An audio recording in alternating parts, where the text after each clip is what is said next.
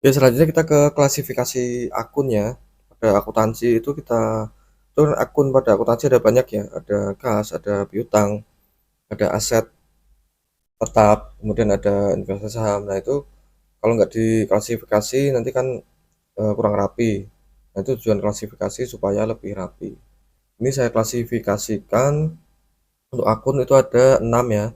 Ada yang pertama aset, kemudian ada kewajiban, ada modal, ada harga pokok penjualan, ada pendapatan, dan ada beban. Kemudian untuk aset sendiri itu ada 4 kategori atau sub klasifikasi ya. Kalau saya sebutnya sih tipe ya. Itu ada 4 aset lancar, ada aset tetap, kemudian ada investasi jangka panjang, ada juga aset tidak berwujud. Nah, kita bahas satu persatu. Untuk aset lancar adalah aktiva atau aset yang masa penggunaannya hanya dalam jangka waktu yang singkat. Masa pakai aset lancar itu biasanya kurang dari 1 tahun.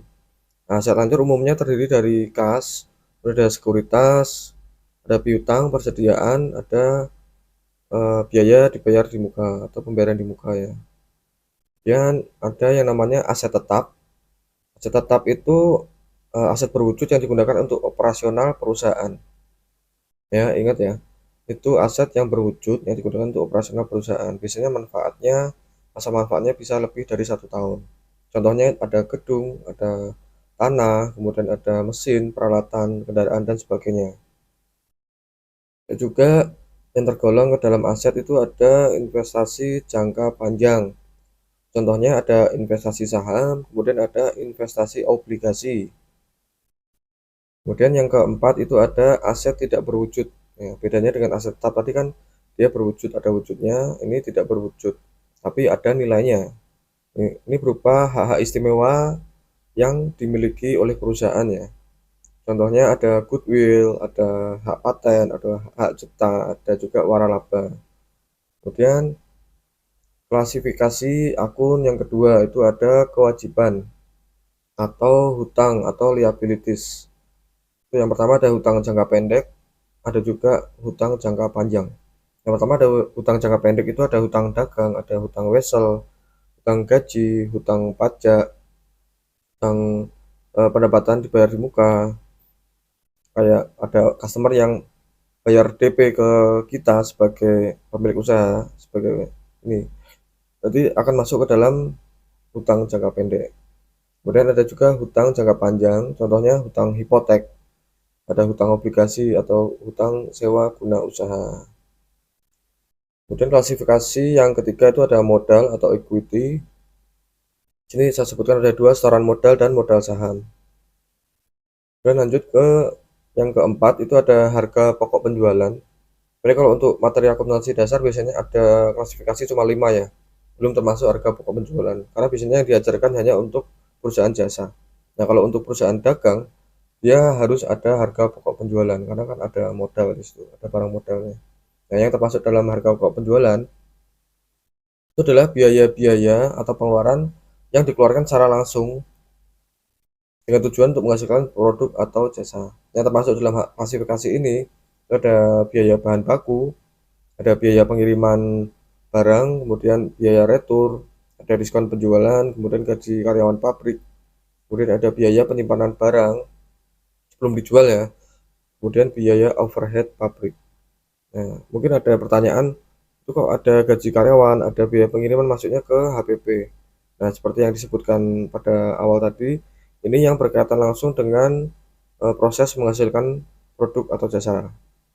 Nah, contoh gaji karyawan pabrik. Ini gaji ketika membuat produk tersebut. Nah, itu masuknya ke HPP. Beda dengan gaji manajerial ya, contohnya gaji admin atau gaji apa namanya sales misalnya itu masuknya ke operasional. Kemudian ada yang klasifikasi kelima ya, itu ada kategori klasifikasi pendapatan atau disebut income atau revenue, penghasilan bruto yang diterima perusahaan dalam melakukan kegiatan usaha. Dan yang termasuk dalam pendapatan itu ada pendapatan usaha dan pendapatan lain-lain. Nah, contoh pendapatan lain-lain itu apa? Misalnya selain produk yang dijual, ada income masuk selain dari penjualan. Contohnya ada mungkin kalau di restoran ada setoran parkir ya kan, terus store ke outlet, atau ada dana hibah itu bisa masuk ke sini. Kemudian ada yang namanya beban atau expense. Ini adalah penggunaan aset perusahaan untuk menghasilkan pendapatan.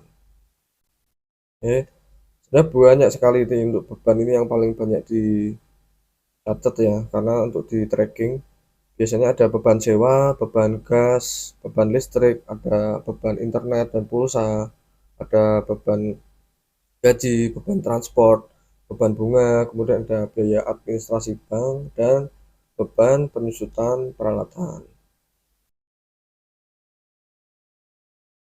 Oke, selanjutnya kita akan masuk ke materi daftar akun atau chart of account. Nanti kita akan membuat daftar akun supaya lebih sistematis menggunakan kode numeriknya. Meskipun ada beberapa metode pembuatan chart of account, itu ada kode angka, huruf, dan campuran angka dan huruf, ataupun metode menggunakan angka Romawi. Tapi kita akan menggunakan yang paling banyak digunakan oleh para pebisnis ya, yaitu menggunakan kode angka atau numerik.